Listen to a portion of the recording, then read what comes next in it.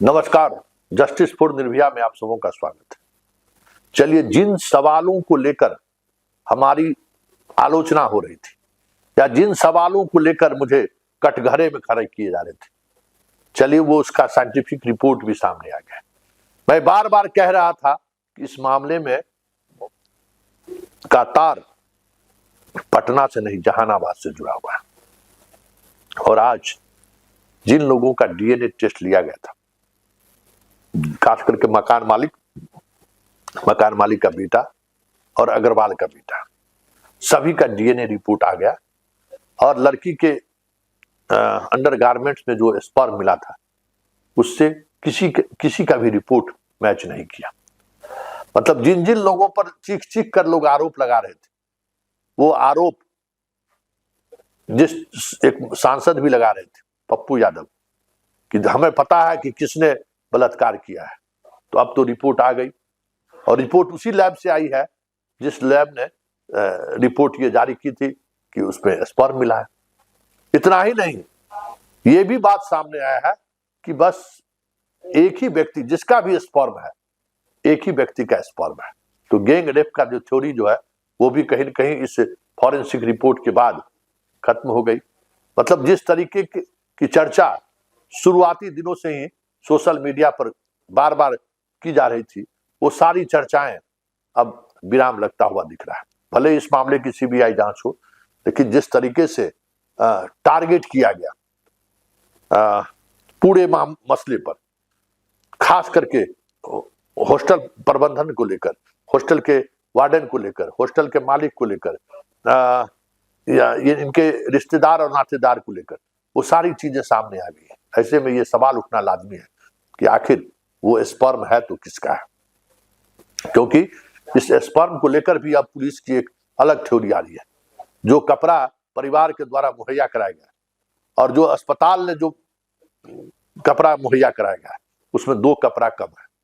मतलब 7 कपड़ा अस्पताल के द्वारा मुहैया कराया गया, जबकि इन्होंने मात्र 5 ही कपड़ा एफएसएल को, मतलब पुलिस को जांच के लिए दिया है।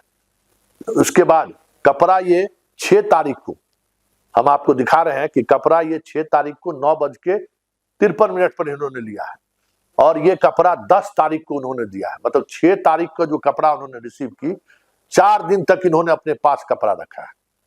तो अब पुलिस ये भी मानने लगी है, कहीं जिस तरीके से झूठ पर झूठ परिजन बोल रहे हैं, कहीं ये भी तो साजिश नहीं है। खैर, अब उस साजिश पर जांच पुलिस के हाथ में अब है ही नहीं, लेकिन जब तक सीबीआई इस केस को टेक ओवर नहीं कर पाती लेती है, तब तक तो इसके पास सब कुछ है ही।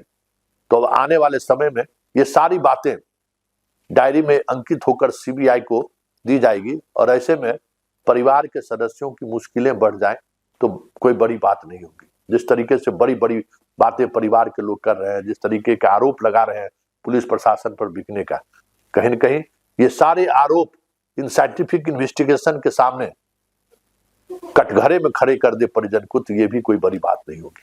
वैसे ये सारे रिपोर्ट को अब एम्स के उस टीम के सामने रख दिया गया है, जो टीम भी अब अपना रिपोर्ट, एक ओपिनियन बिहार पुलिस को सौंपेगी। क्योंकि जब तक ये ओपिनियन के साथ, जब तक पूरी प्रक्रिया नहीं पूरी हो जाती है, जब तक सीबीआई इस केस को नहीं लेती है, तब तक बिहार पुलिस का अनुसंधान जारी रहेगा। अभी भी अनुसंधान जारी है और इस अनुसंधान में जो फैक्ट सामने आए हैं, उस फैक्ट के सहारे अब ये चीजें एम्स के डॉक्टर के पास जाएगा। एक बात तो तय हो गया कि इसके पास जो इसके पैंटी से जो ब्रा से जो ये पैंटी से जो मिला है, अंडरगारमेंट्स में जो मिला है सीमेन, वो सिर्फ एक व्यक्ति का है और जितने व्यक्ति का टेस्ट हुआ है उससे उसका सीमेन का मिलाप नहीं हुआ है। मतलब गैंग रेप की थ्योरी भी गलत साबित हुई। हॉस्टल संचालक और यहाँ पटना में कोई इसके साथ दरिंदगी हुई है, ये भी खारिज हो गया, क्योंकि उस हॉस्टल में खाना पहुंचाने से लेके चाय देने वाले तक सब जितने भी लोग थे, सारे के टेस्ट रिपोर्ट लाए गए, सारे के सारे टेस्ट रिपोर्ट निगेटिव पाए गए। अब क्या होगा इसे में? अब परिजन के पास क्या विकल्प है? तो क्या ये माना जाए कि सीबीआई की जांच शुरू होते ही परिजनों के लिए मुश्किलें खड़ी होने वाली है? क्योंकि कई ऐसी चीजें हैं जो बार बार परिजन के द्वारा छुपाया जा रहा है। खैर, सवाल वो नहीं है। सवाल यह है कि जिन जिन लोगों पर परिवार वालों ने शक किया या जिन जिन लोगों पर मीडिया ट्रायल की गई, सारी की रिपोर्ट अब सामने है। ऐसे में यह सवाल उठना लाजमी है कि इस पूरे मामले को इस कदर हाइप देने के पीछे कोई बड़ी साजिश तो नहीं।